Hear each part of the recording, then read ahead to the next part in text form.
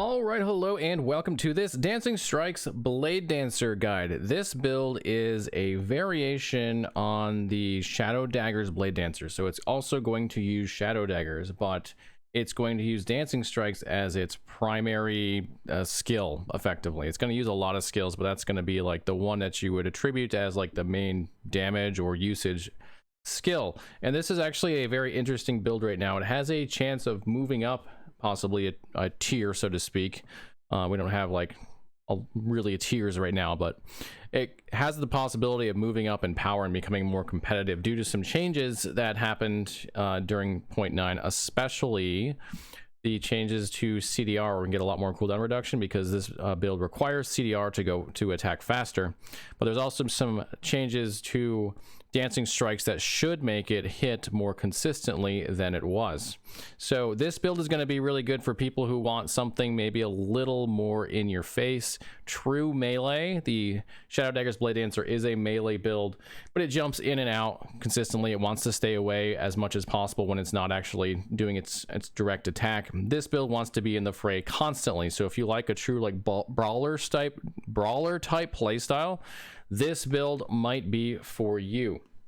So what makes this build go? So we mentioned we have Dancing Strikes, and Dancing Strikes is a very unique skill to Last Epoch. Its movement is unlike anything else I've ever played, but it also has a very interesting skill tree that allows it to get some really big generic or universal buffs that will apply to everything, which is great for Shadow Daggers because Shadow Daggers is a sub skill that does not generally apply stats from the main skill. So if a main skill says, like, for example, if it says Dancing Strikes does more damage, a lot of sub skills will pick that up. But because Shadow Daggers is a more generic sub skill, it's not specific to that skill, it doesn't pick those up.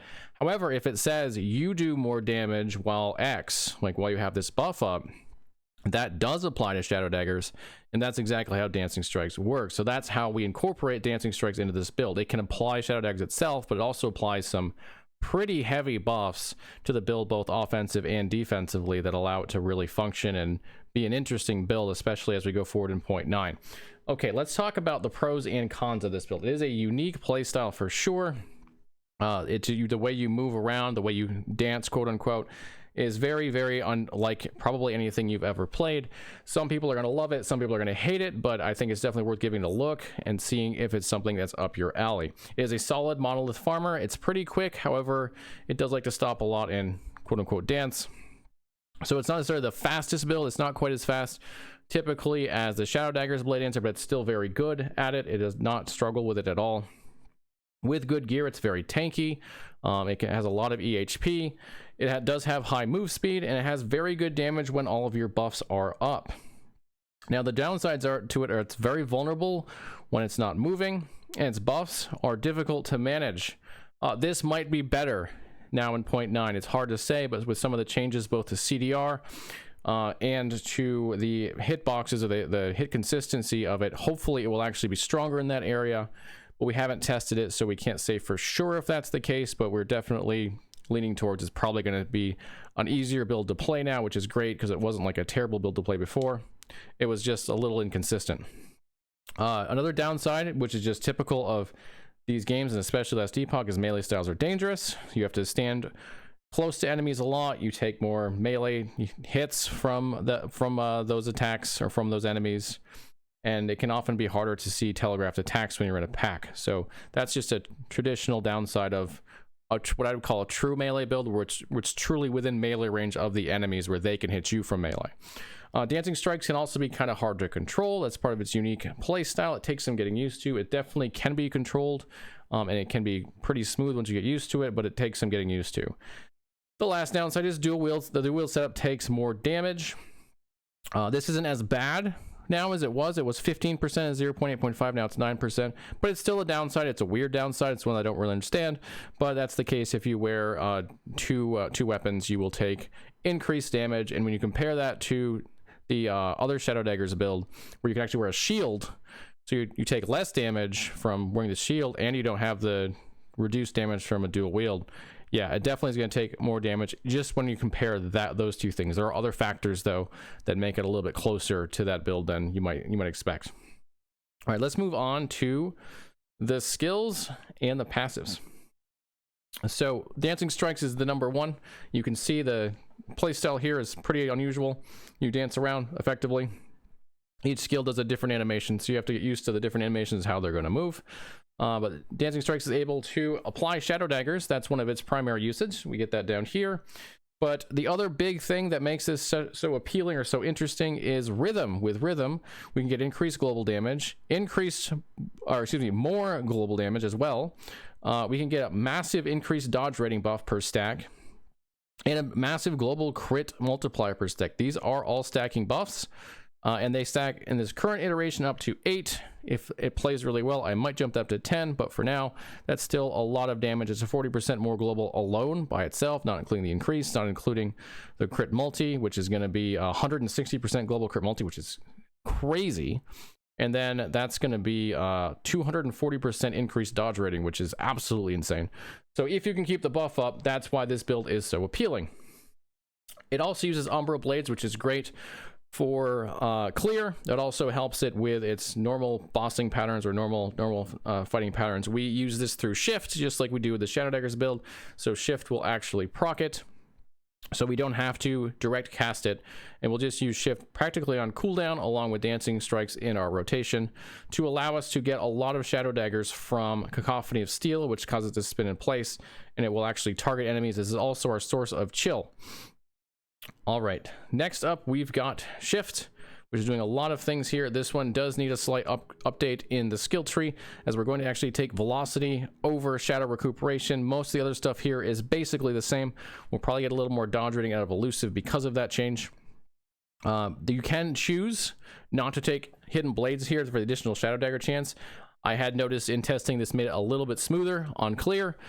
However, with the changes to Dancing Strikes and CDR, this might not be necessary anymore, but for now I'm leaving it in so that people can have a more smooth time during their play of this build. The other big thing it does here is the Dancing Shadows, Lasting Presence, to cast Shadow Cascade, and also Umbral Blades from that interaction. All right, next up, we also have the movement speed, of course. I can't forget momentum. It's amazing. 1.5 seconds, you get 50% move speed buff. And this is going to be up a lot on this build, like a lot, because you're going to wear 2 Smoke Weavers, which will give a CDR, and you're going to wear CDR elsewhere because this build wants to build CDR. This might actually be like the poster child for the new CDR changes that have happened. All right, Shadow Cascade is going to apply more Shadow Daggers. Again, this is going to happen through shift. You don't have to do anything special with this. Shift will just do it. It'll also give us mana regen, which is great. It's going to give us some armor shred, and it's going to give us our frailty chance so we don't have to get it elsewhere. And then Smoke Bomb in this iteration is going to do a lot of damage. It can be shifted into defense through rapid concealment if you want to go that direction, as well as concealed in Carnage, although I don't think we need that in this build. I'm trying to remember if we need that one. This one might actually, but no, we don't need it because we're going to get it through melee, but if you want it, you can. But we're also going to get a ton of melee and throwing damage while we're in Smoke Blades, in Smoke Bomb, which will be in a ton because we're going to dance around in it. And we're going to get Armor Shred, and we're going to get Shadow Dagger Chance. So this is a very powerful skill. We're going to use it offensively here, but you can reconfigure it to do a bit more on the defensive side if you want to try to max out your Dust Shrouds more quickly.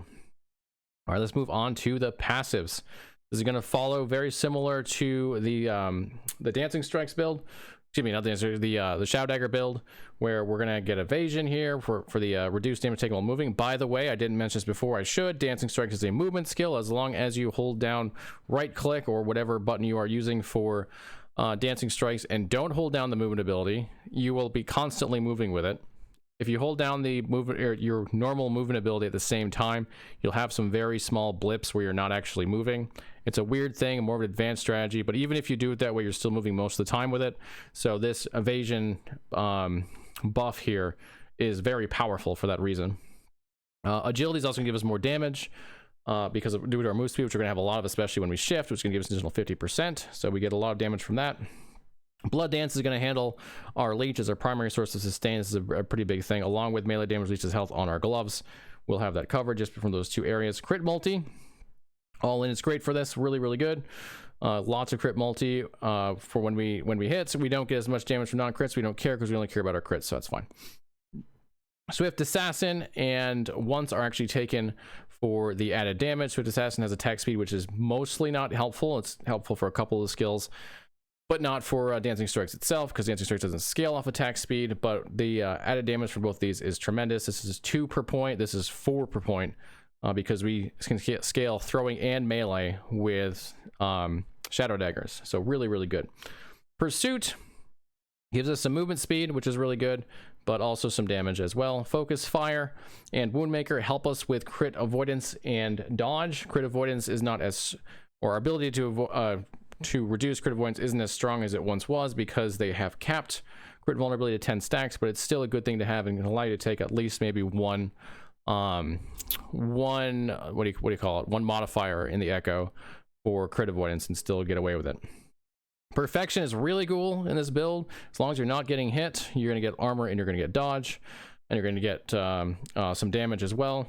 And this build's going to have really, really high dodge, so you can dance around and still not get hit a lot.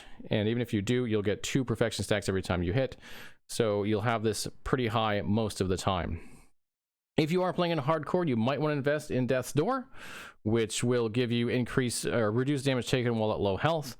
It's not a super powerful node, and if you're not playing in hardcore, it's probably not worth it for the other benefits you can get, but it is an option if you're in hardcore and want to have even more survivability. All right, let's move on to gameplay. The skill rotation, and this one is pretty easy as well. We're going to use Shift on cooldown, then we're going to use Dancing Strikes against tanky enemies and packs. We're going to weave in Shift and try to stay in melee range by going through the enemies. So when Shift's on off cooldown, we'll weave it in, we'll use Shift, and we'll Dancing Strike back in. Push through enemies instead of away from them to stay close, so that you can keep Dancing Strike into them and try to keep up your rhythm buff on Dancing Strike. You're going to maximize your Shadow Dagger procs this way. In extended fights, we're going to also use Smoke Bomb. We're going to weave it in. Don't use it directly before or after Shift, though, or you're going to lose rhythm, because rhythm has a very short timer on it, and you can't afford it.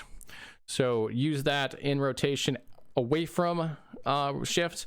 So basically Shift, Dancing Strikes, Smoke Bomb, or Smoke Bomb, Dancing Strike, Shift, but not ever Shift, Smoke Bomb, Dancing Strikes, or Smoke Bomb, Shift, Dancing Strikes, if that makes sense. You want to make sure Dancing Strikes in between those at some point, or else you will lose rhythm and you'll do a lot less damage and be a lot less tanky.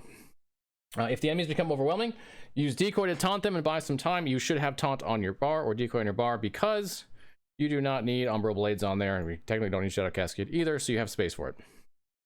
All right, onto mapping. Run to the objective using Shift on cooldown. Most of the enemies will be killed by Shadow Cascade and Umbral Blades. This is very similar to the Shadow Dagger version of this. You don't have to actually stop if you don't want to. Shifting your enemies will make it easier for Umbral Blades to find its target. You'll use Dancing Strikes on rare enemies along the way, which should kill them pretty quickly. Once you reach the objective, if it's a single enemy, cast Smoke Bomb, then continuously cycle between Dancing Strikes and Shift until they're dead. And if it's a group, follow a similar strategy by using Smoke Bomb and cooldown near large groups or tanky enemies. Then target enemies with your Dancing Strikes, Shift rotation. If you start to feel overwhelmed, you can use Decoy. Bossing is also very similar. Smoke Bomb on cooldown, Shift through the boss, then go to Dancing Strikes, Shift rotation, Dancing Strike, Shift, Dancing Strike, Shift. Of course, if there's telegraphed attacks, avoid them. Your Shift should be on a very short cooldown, so you should be able to do this pretty easily, even though you're using this rotation. And then use Decoy in emergencies when you need a breather or to keep ads off of you. All right, there we go. Let's move on to gear, blessings, and idols. So starter gear, well, actually, first of all, stat goals for the build. Cap resistances, cap crit strike avoidance, capped endurance if you can, 50 to 60% at least though. 50% at least, 60% is capped. 2 to 3,000 health. It doesn't scale a ton of health, but it doesn't need to scale a ton of health to do well. 50 to 60% dodge chance pre-buffs, which will give you 80% most of the time. It's going to be hard to hit you. 1500 plus armor pre-buffs, 50% armor shred chance, 175 plus flat fizz dam. This is pretty easy to get to overall because of all of the double scaling you can do, and the fact that you can scale both throwing attack and melee attack, melee physical attack damage on this. Physical pen with Shadow Daggers went 100% plus, 125% crit multi. That's above and beyond your baseline double crit multi. 50 to 75% movement speed pre-buffs, and then 60% plus increased mana regen, so that you can maintain the rotation consistently without having to worry about it. Okay, now let's talk about starting gear. You probably won't have Smoke Weavers to begin with. That's fine. Pick up some daggers, preferably Chris's with 80% crit multi. Get yourself melee fizz, crit multi on them, chill, shred, perfect. Bleeding heart, you'll probably want to wear this if you can. Until you get the passive that gives you the leech, this may just make it a lot easier for you to stay alive if you can find it. If not, you should still be survivable. You just have to use potions a lot more. Leather mask for poison resistance if you can get it. Health resistances all over the place wherever you can get them. If you can get Fizz Pen with Shadow Daggers here, an area with Dancing Strikes, awesome. That's great. You're going to want those. Fizz Pen on the body armor as well, but health and increased health are also priorities here. Dodge rating on your belt, CDR on your belt, which is going to be weird to most people because it wasn't like that before. It was health here. What we would do, CDR was a prefix on helmets. That has changed and now is on belts, and it is on boots. So we're going to try to get that on there. It's going to be hard to get it early, but eventually you're going to want to get tier 5s on there. Of course, movement speed on your boots. Melee damage leads to health in your gloves. If you get this, you don't necessarily need Bleeding Heart, but if you have both these, you're going to be looking good. Shred armor on your gloves if you can, but don't prioritize it over health. Health and resistances are your priorities early on. Mana regen, where you can fit it in, try to get some in here for sure, because otherwise you're going to have to take breaks in between attacking. Not a big deal, but not as smooth a gameplay. As far as advanced gear, at this point, you should be able to run at least one Smoke Weaver, preferably 2. Smoke Weaver is so good for 2 primary reasons. One is the dodge rating is insane on this, the base dodge, and we do a lot of increased dodge, so this is just going to take it through the moon. It's going to be crazy. And then increased CDR on shift allows you to do your rotation faster and also get through maps faster, so that's a big benefit. Wings of Argentis, if you can farm them by this point, is awesome. It's not as good as it used to be though, because now it's only 20% less damage taken while moving when it was 40%, but we still want it. We get the haste, we get the damage taken while moving. If you don't have this and you want to run Shadow Dagger effect at this point with increased health, it's not as big of a difference, and you can do that, but I still think Wings is the play here. Pen with Shadow Daggers, try to push it to tier 5. Same thing with increased area with Dancing Strikes. Everything else here is going to be pretty similar to what it was before. If you can get a Siphon Anguish, which you should be able to get pretty easily here, you get more leech here. You're going to get move speed. You're going to get doom, which is going to increase melee damage taken. And remember, a lot of your damage is melee damage, so that's good. You also get elemental resistance here, and you can pretty easily put LP on this and get, for example, throwing attack damage.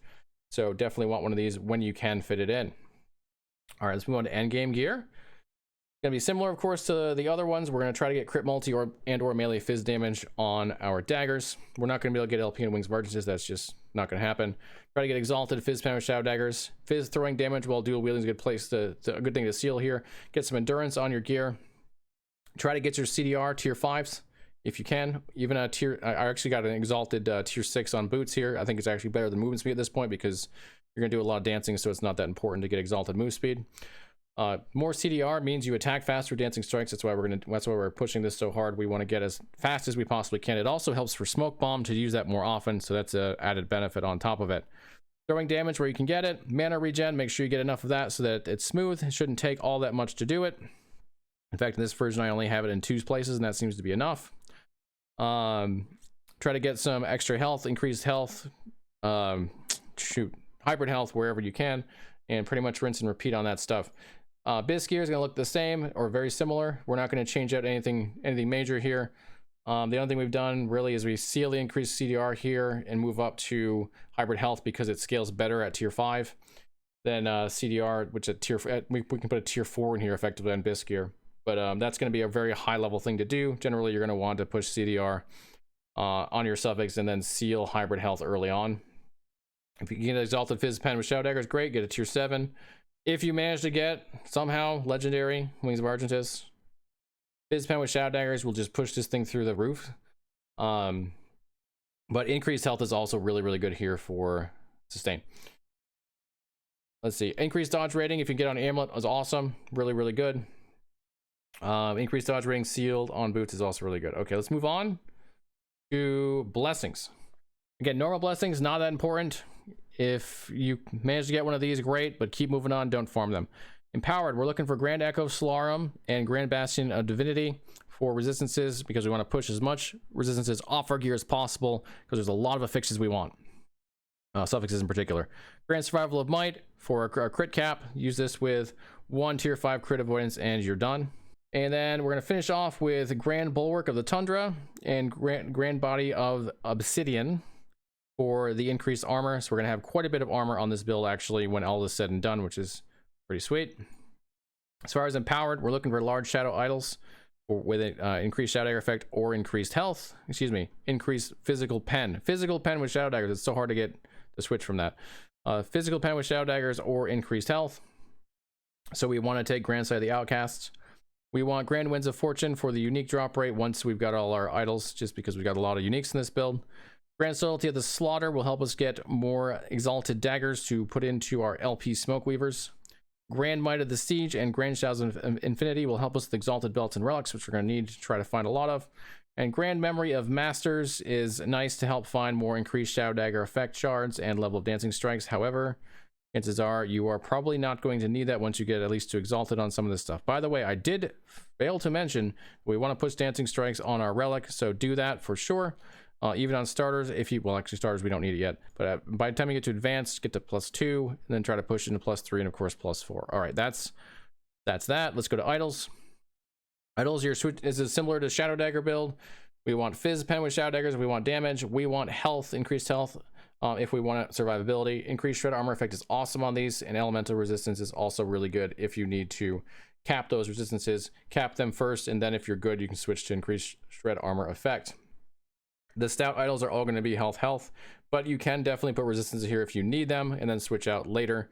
This is definitely a slot that gives you some flexibility. All right, let's move on to build scaling and endgame. Our last section here, build scaling. We want to get as much flat melee or throwing damage as possible. 450% added damage scaling is awesome with shadow daggers, so we want it in spades. Smoke Weaver with legendaries, legendary melee fizz damage is amazing, but so is it with crit multi. Whichever one you get is great.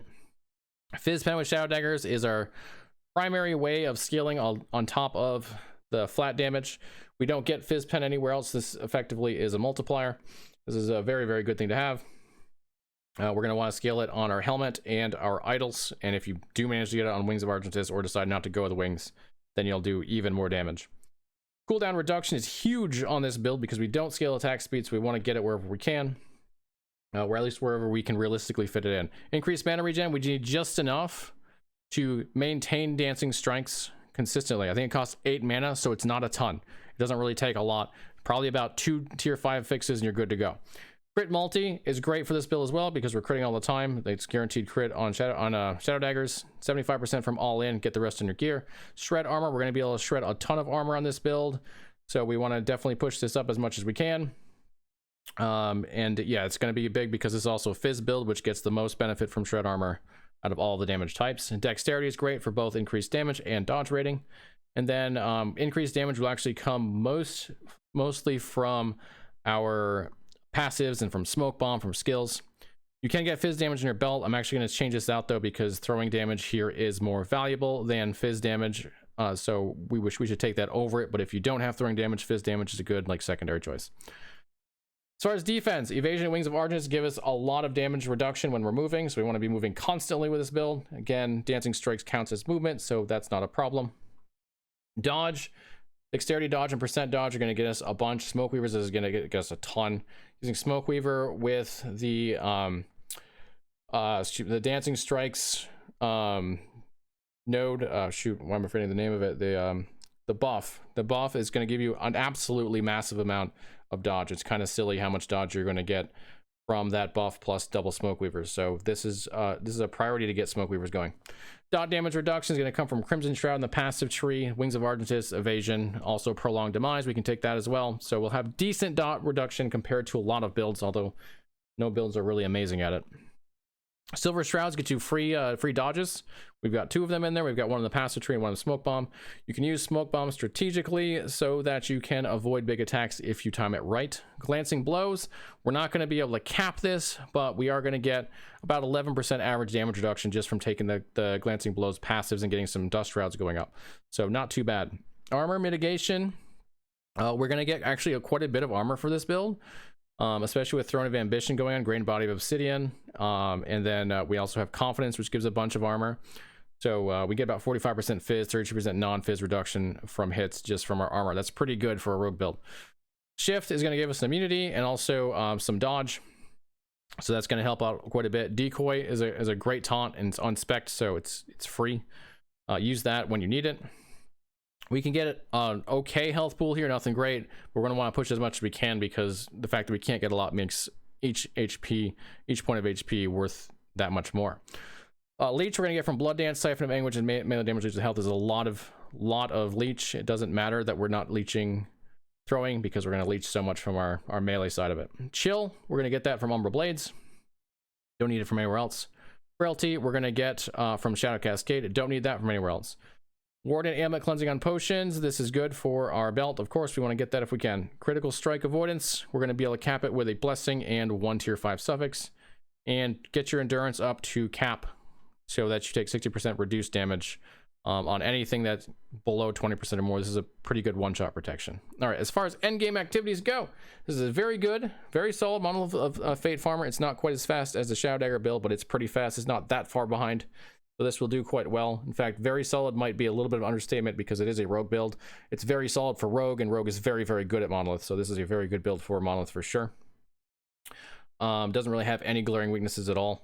Dungeons, it's quite good at dungeons, except for the fact that you're gonna have to really get used to the movement, and you've got to be really close to enemies, and there's a couple of scenarios where that's kind of a problem. For example, Julra, and just sit in her damage pools for extended periods of time, and it's, you know, a bit of a problem. But other than that, it does fairly well with most of the content in dungeons. It's not top tier at all, but you should be able to do it all. And once you get good with the build, do it quite consistently. As far as arena goes, it's not very good for arena. The reason being, it's a true melee build, and pretty much all true melee builds aren't very good at arena. You might be able to push this a good number of hundreds of waves up there, but eventually it will fall behind range builds, because the damage scaling is just too high. But if you want a challenge with an actual true melee build that does have some tankiness, you could definitely run this in arena, and it could be a lot of fun. Just don't expect to be running the top of the leaderboards with this build. All right, that covers basically everything. Just a quick reminder, we do have loot filters, so you don't have to worry about that at all. You can have those set up for you. Just download it and import it into your folder, and you are good to go. Thank you so much for watching. I hope you have a great time with the build. I hope you have a great time with Last Epoch, and I will see you all again real soon.